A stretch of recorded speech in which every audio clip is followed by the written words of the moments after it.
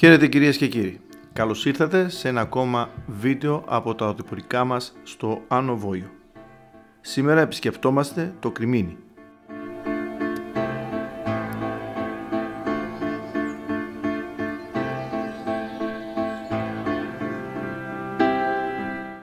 Το Κριμίνι είναι ένα πετρόχτιστο χωριό του Δήμου Βοήου, απέχει 70 χιλιόμετρα από την Κοζάνη και αναπτύσσεται μέσα σε πυκνή βλάστηση.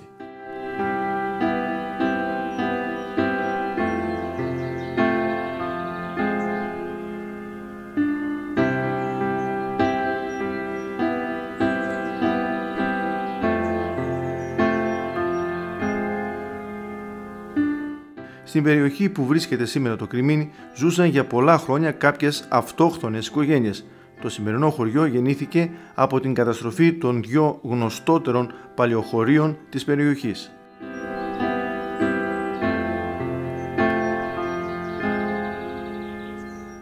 Φίλες και φίλοι, εδώ στο χωριό Κριμίνι, στην πλατεία του χωριού, και είμαι στο καφενείο του Σταύρου Ζιγούρα, το μικρό Παρίσι. Ωραία, και μας κέρασε και τον καφέ, τον ευχαριστούμε. Ένα πολύ όμορφο καφενείο. Βέβαια τώρα είναι και οι συνθήκες τέτοιες που δεν είναι μέσα, γιατί διατηρούμε την παράδοση στο χωριό. Αυτό είναι.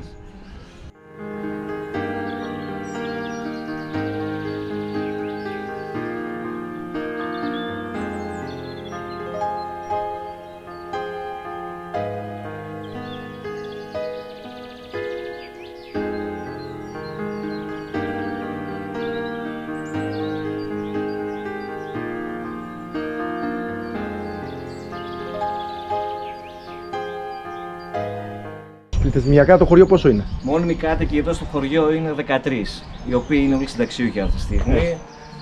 Και λόγω κορονοϊού, λόγω καταστάσεων, δεν ήρθαν οι άνθρωποι που έρχονται Πάσχα, Χριστούγεννα και καλοκαίρι στο χωριό. Το καλοκαίρι το χωριό αριθμεί πάνω από 150 άτομα. Νεολαία, γονείς με παιδάκια, όλοι έρχονται και κάνουν διακοπές τους εδώ. Στις δυτικές πλαγιές της κορυφής του Παλαιοκριμνίου, σε ιδιαίτερα ορεινή και δύσβατη τοποθεσία κοντά στην Κυψέλη, υπήρχε ομώνυμο χωριό, το οποίο καταστράφηκε από τις επιδρομές των Αρβανιτών στις αρχές του 18ου αιώνα.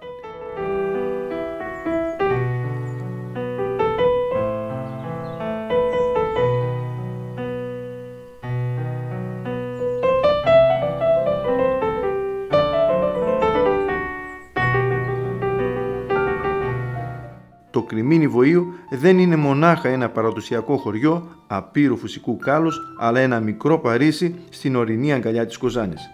Χωριό της επαρχίας Βοήου που αποτελεί τμήμα της αρχαίας Ελιμίας. Χαρακτηρίζεται από παράμελη φυσική ομορφιά, ιδιότητα όλων των ορεινών χωριών της περιοχής. Με διακριτικό στοιχείο την μοναδική παραδοσιακή αρχιτεκτονική, ζωντανό δείγμα της μαστοριάς μιας ολόκληρης σχολής μαστροκαλαφάδων. Παλιά το χωριό ήταν ας πούμε το κέντρο σαν κεφαλοχώρι, ένωνε Λούβρι, Κριμίνι, Ροδοχώρι, τα τρία χωριά και κορυφή. Μετά τον πόλεμο το μόνο σχολείο που λειτουργούσε ήταν εδώ στο χωριό, σε όλα αυτά τα τρία χωριά που ήτανε.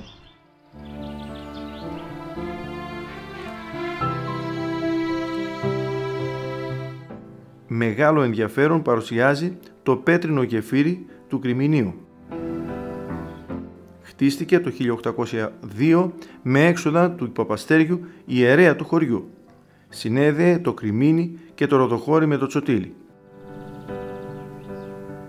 Κάτι που εξακολουθεί να κάνει και σήμερα, αφού διέρχεται από πάνω του η επαρχιακή οδός. Το γεφύρι είναι χτισμένο πάνω στο ποταμό Πραμόριτσα, υπολίστροφο, παραπόταμο του Ολιάκμονα.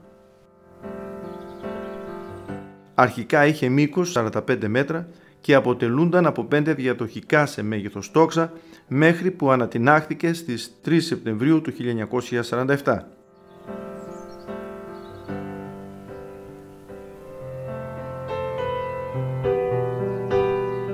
Όπως μας λέει ο Σταύρος Ζιγούρας, το χωριό είχε περάσει πολλά δεινά από τις κατοχικές δυνάμεις.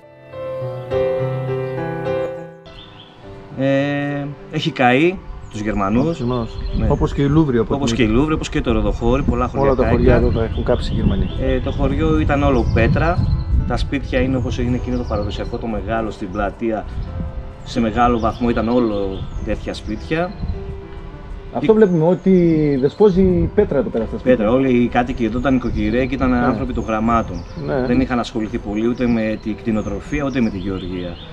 Οι πιο πολλοί ήταν δάσκαλοι, καθηγητές, γιατροί. Ναι. Έχει ιστορία το χωριό σε γράμματα και άλλες γνώσεις.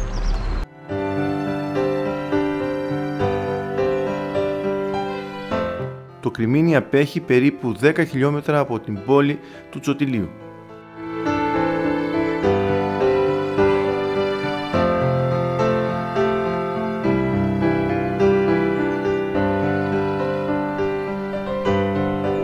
Εντύπωση προκαλούν επίσης τα πολλά πηγάδια που φτάνουν τα 60 στον αριθμό, με πιο χαρακτηριστικό εκείνο δίπλα στον Πλάτανο, μιας και η διάταξη των πετρωμάτων δεν επιτρέπει την δημιουργία επιφανειακών πηγών.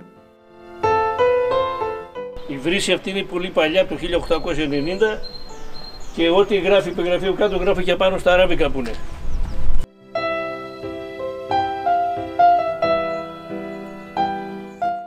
Σημαντικό στοιχείο στη λειτουργία των οικισμών ήταν ανέκαθεν οι βρύσες, δημόσιες ή ιδιωτικές.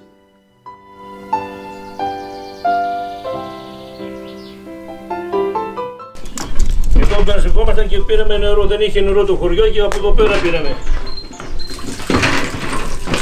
Όλοι οι κάτοικοι. Παλιά που βγάζει και ακόμα. Τουζούμπα λέγεται αυτό. Ναι.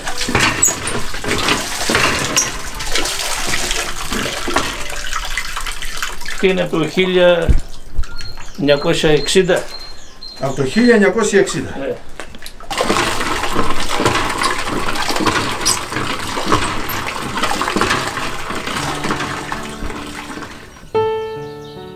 Το υψόμετρο του χωριού από την επιφάνεια της θάλασσας είναι στα 728 μέτρα.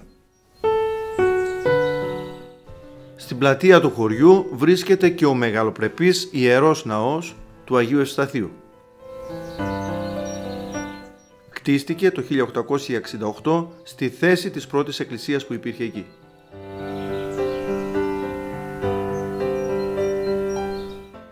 Ο ιερός αυτός ναός είναι μια τρίκλινη ξυλόστεγη βασιλική με δίρυχτη στέγη σκεπασμένη με κεραμίδια.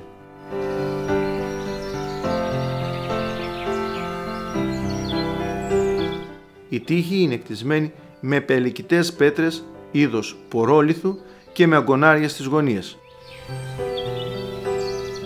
Ας δούμε όμως μαζί με τον κύριο Χρήστο Ζιγούρα, πρόεδρο του χωριού Κριμινίου, το ναό και εσωτερικά.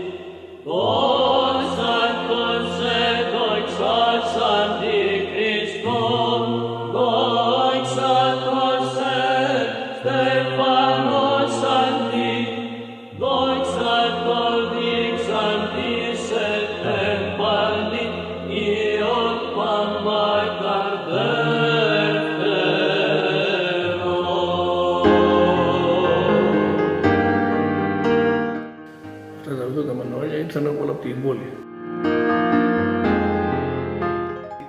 Όπως μας λέει εδώ ο κύριος Χρήστος Ζιγούρας, τα μανουάλια, αυτά εδώ που βλέπετε τα μαρμάρινα, τα είχαν φέρει από την Κωνσταντινούπολη.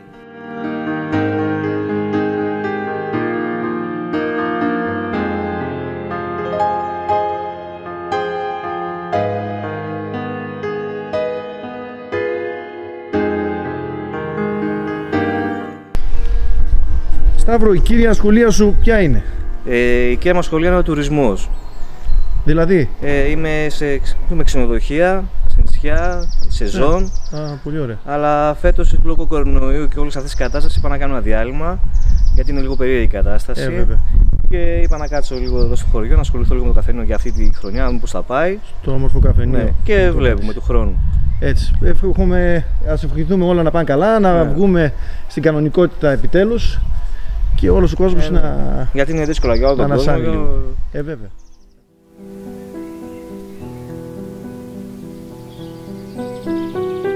Τα αρχοντόσπιτα φτάνουν στον οικισμό, σπίτια που μέσα τους αισθάνεσαι την ανάσα του παρελθόντος. Ο λαός μας, αυτός ο ξένιος, από τα πανάρχια χρόνια ονόμασε την κατοικία του σπίτι. Και το σπίτι στο Κρημίνι δεν είναι της μοναξιάς, είναι της επικοινωνίας.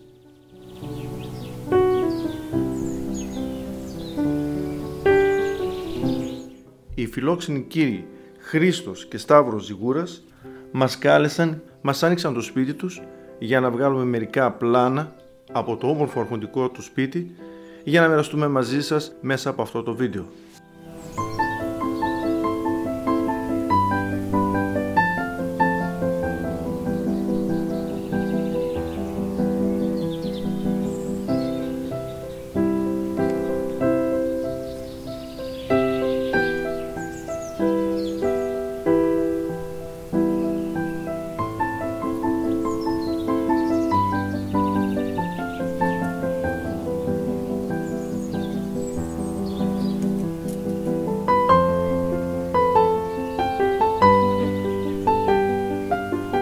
Κυρίες και κύριοι, το διπορικό μας στο Κρημίνι Βοΐου έφτασε στο τέλος του. Κάντε εγγραφή στο κανάλι μας για να μας στηρίξετε. Τίποτα άλλο, θα τα πούμε στο επόμενο βίντεο που είναι το Ροδοχώρι. Ως τότε να είστε καλά, χαίρετε.